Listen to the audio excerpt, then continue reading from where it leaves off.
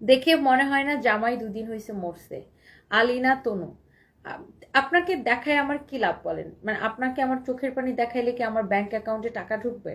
মানে আপনার থেকে সিম্পেথি নিয়ে আমার লাভটা কি হবে? আপনাকে দেখানোর, আমি সবসময় একটা কথা বলি শোনেন, যে আমি দেখানোর জন্য কোনো কিছু করি না।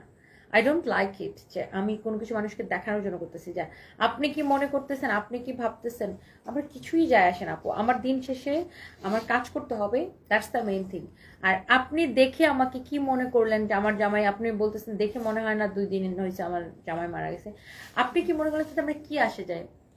মনে করলেন যে আমার দেখে এখন মনে হচ্ছে যে আমার জামাই মারা গেছে, তো এখন কি আমার অ্যাকাউন্টে টাকা ঢুকবে? আপনার সিম্পিতি নিয়ে আমার কি হবে আপু? সিম্পিতি নিয়ে, আবেগ নিয়ে, ন্যাকামো নিয়ে, শো অফ নিয়ে জীবন, আমার জীবন অন্তত পক্ষে চলবে না। আমি কোনো ভিউ ব্যবসায়ী না। এই জীবনটা আমি ওর স্মৃতিটা ধরে পার করতে চাই।